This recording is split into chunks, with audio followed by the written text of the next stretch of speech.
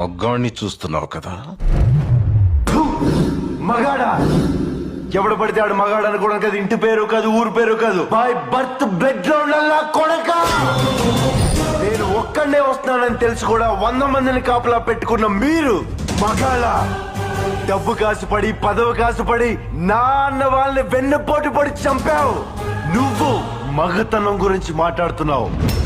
Body guards లేకుండా, guns లేకుండా ఎవరిని ఈక కూడా పీకలేరు. ఎలా చెప్పుకుంటారో మీరు మగాళ్ళనే?